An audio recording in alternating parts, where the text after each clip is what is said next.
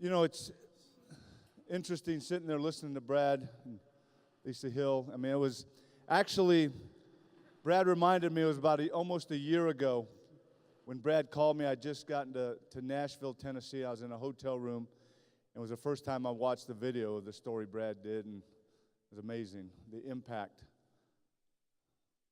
this young lady had in the lives globally, as Brad said. See, and that's what we want to hopefully accomplish in this leadership seminar, is that we can break a trend, start a trend, and be a leader. You see, with the mentors I had in my life and my family background, before I heard these words, that was my desire in my life. Now, don't get me wrong. My mom raised 5 by herself, and I couldn't complain about anything growing up other than we just didn't have anything, didn't have a whole lot. But as far as the support, the love, we had it. But there were certain things when I grew up that I wanted to make sure that I did not repeat as an adult, that I saw growing up. And I guess now we have those words. We break a trend. You know, when I got married, I wanted to break the trend of ending marriages. I wanted to be married forever. And I'm thankful that we're celebrating 38 years of marriage. So that is breaking a trend.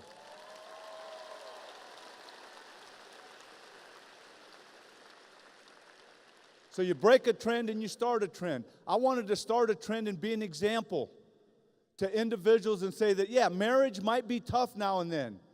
You have to work through things that no different than as a former football player. Not every play was easy for me. I had some adversity, you worked through it. So I wanted to start the trend and be an example, not only for our children, but for society to say, you get married, you can work through things, and you can be married for the long haul. I wanted to break the trend of different things, alcoholism, drug addiction, gang violence, which I saw growing up. I wanted to break that trend and say, I didn't have to get involved in gangs. I didn't have to get involved in drugs because I saw enough of that around my neighborhood and directly with my family. I wasn't setting out to be some big leader, but I wanted to influence people and say, you could be successful, you can do things without doing things that are going to end or destroy your life. And that's why each and every one of you are here today, because you have been selected as leaders on your respective campuses, and we all have the responsibility. We're going to be leaders. We're going to lead. We're going to influence people. It can be in a positive way or in a negative way, but we're going to be leaders one way or the other. And what we want to influence and we want to encourage you is to be positive leaders. To be those leaders that are going to influence and lead people in the right direction. Those are the type of leaders I had in my life. And we talk as I had that opportunity to do that video before I jumped on the jet.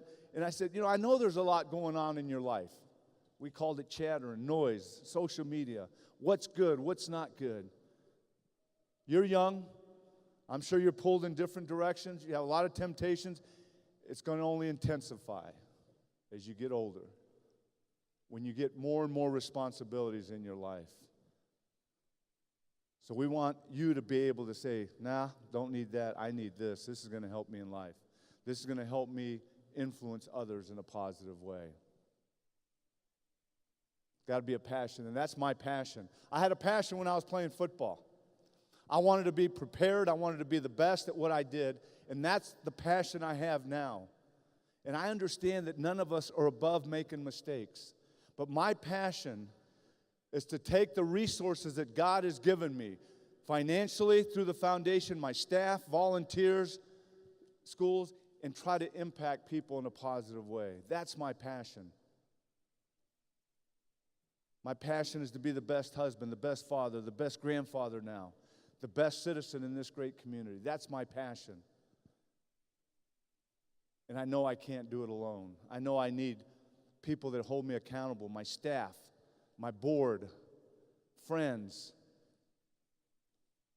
So I would encourage you to really look at what you've heard today, what you've learned, and take it and learn from it and pass it on. I'd encourage you not only about this leadership seminar, but to really learn about what we're doing, because we have other things that we can offer each and every one of you through the foundation. We give out a little bit of money during the year. We have 18 scholarships we give out in the spring, and then we have another 7 $20,000 scholarships we give out in the summer. So if you're looking to go to college and you need some financial help, go on our website. See if you could possibly qualify and maybe get one of our scholarships.